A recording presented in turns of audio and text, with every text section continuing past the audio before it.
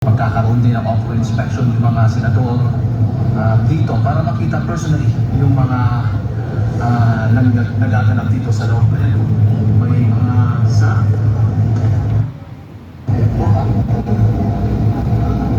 nakikita po natin.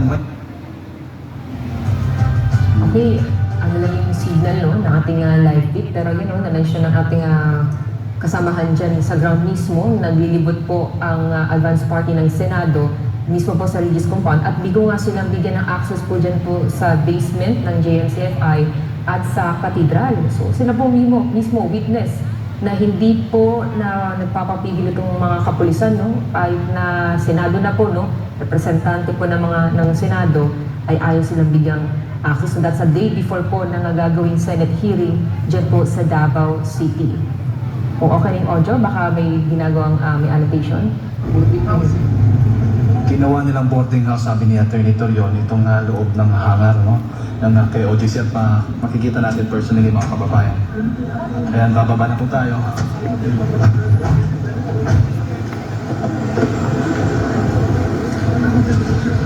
Ito po, mga bisita po natin mula sa Senado.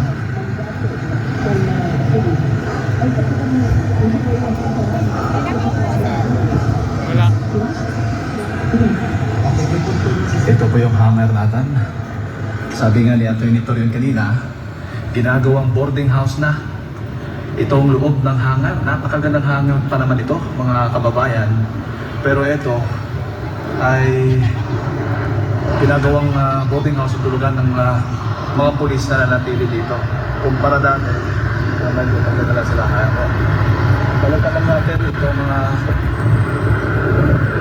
advance party po ng Senado, mga staff po dito ngayon.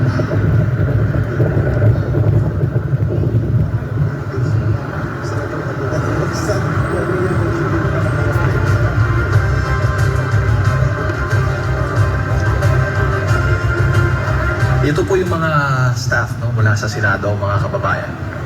Andito tayo ngayon sa hangar po ng KOJC. Naalala po ninyo, dito nagkaroon ng komosyon dito sa bandang likurang ito na kung saan habang nagde-negotiate pa nga yung mga abogado at mga PNP nung panahon na lumusok sila dito ay dito sa likurang bahagi bigla silang pumasok, lumusok. Ayan po So, ang pake lang talaga nila yung makita, no? Ang pake ng mga staff na mula sa Senado ay makita ang sitwasyon dito ng KOJC Religious Compound. At kung nakikita po ninyo hindi tulad dati, bawas na po yung bilang ng mga pulis na nandito mismo. Okay, so nakikita po ninyo, ngayon lang pulis na yan. So, syempre, pinagtataka natin bakit ilang araw bago yung Senate hearing, biglang nawala o naging bawas yung bilang ng mga pulis dito sa loob.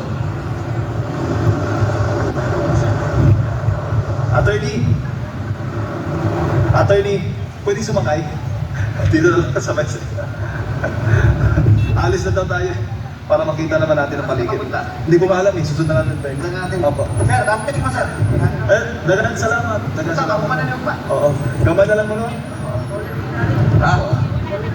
So, sakay muna tayo dito. Ayan po si Attorney.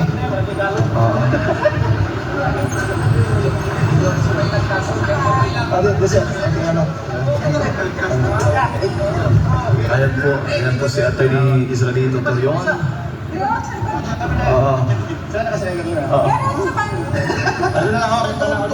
Sige. Master today, bye-bye.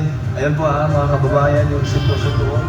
Ayan po mga kapartner, ang sitwasyon nga dyan sa KOJC compound kung saan dumating na nga ang advance party ng Senado at sila ay naka-witness no, dyan sa ginagawang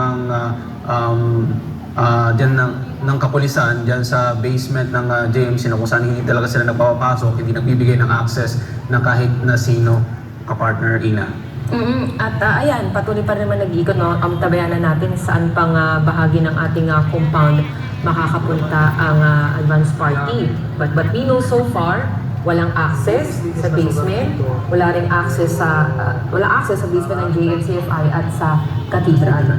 At kanina nakita natin doon naman sa hangar, no kung saan daan-daang pulis din ang mga malagi dito. Tsaka kapansin-pansin din yung biglang naglahong parang bula yung mga pulis dyan, diba? Ako nagtataka ako, bakit parang walang masyadong pulis ako nakikita dito sa video? Parang naka-mute yung si Masada. Boss, naka-mute yung... Nakamute ba? Hindi, Ay, okay na ano po. naman. Hello. Ayan, hindi, yung area na yan dyan sa may hangar, yan ang unang-unang pinasok kasi ako ang nakastasyon dyan. Dyan sila unang namosas. Actually nga yung ating caretaker dito sa hangar, siya yung unang-unang pinosasan. Dito sa part na to yung merong tear gas. Dahil dyan ako unang galing and then bumaba ako doon. Dito yung sinira nila yung dingding. Bago pa man matapos yung 30 minutes na deadline na binigay nito ni General Torre. Ayan. Diyan makikita mo, wala nang masyadong pulis. Dati napakaraming pulis dyan. Oo nga. Pero kasi yung kaninang sinasabi kong 35%, kung ganyan ang itsura ngayon dyan, dahil hindi pa ako nakakababa, at least 50% na yung mga pulis na wala na dito sa compound. So talagang medyo pinaghahandaan talaga nila itong pagdating ng mga senador. Kaya lang maraming natatakot kasi baka daw pagtapos itong inquiry na to, Senate inquiry, baka magsibalik ulit sila diyan. Kasi yun yung sinabi ni Torre din sa isang interview din, hindi daw sila talagang titigil kasi nandyan daw talaga yung hinahanap nila. At taas no pa siyang nagsabi na talagang haharap daw sila sa Senate hearing na gagawin bukas. Talaga daw meron daw siyang ipapakita na mga siguro heartbeat siguro magpapakita niya sa Senado bukas. Hindi natin alam. Grabe. At patuloy po ang ginagawa nila mga kapartner na pag-ikot dyan sa KOJC compound. Kadulo. Pero pa dyan.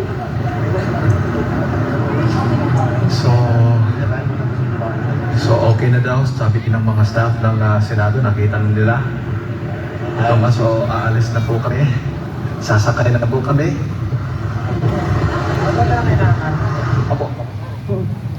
Speaking of Torre, Boss Dada, kasi sa isang panayam, sa press conference ata ito, sabi niya, handa naman daw siya talagang humarap, Pinaghahandaan niya ang magiging pagdinig bukas at mukhang confident pa siya. Pero regardless daw ano maging resulta, ay magpapatuloy pa din daw sila sa paghahanap, Boss Dada. Siyempre, kung ikaw ba naman, alam mo na ang backup mo, napakalakas na bansa. Talaga namang makapal ang mukha mo pagka ganyan, hindi ba? If you are promised to, kumbaga, be sold for the rest of your life, sigurado ko na talagang kahit sino magkakaroon ng ganito kalakas ng loob. Lalo na, sinabi nga ni Atty. Torion na kahit retired ka na, hahabulin ka ng mga kasong ikakaso namin sa iyo. Ang sa kanya is okay lang. Mukhang sanay na sanay siya sa asunto siguro kaya siya rin ang nilagay dito ng pamunuan dahil baka siya yung may pinakamakapalang mukha sa hanay nila. Kaya ganun siguro. Tsaka confident talaga siya, Boss Dada, kasi nung mga nakaraang interview niya, sabi niya pa, parang tinatanggap niya accountability na kung ano mang mangyari sa operasyon, parang ganun yung sinasabi niya. Meron nga mga bali-balita na nagkaroon na ng mga down payment.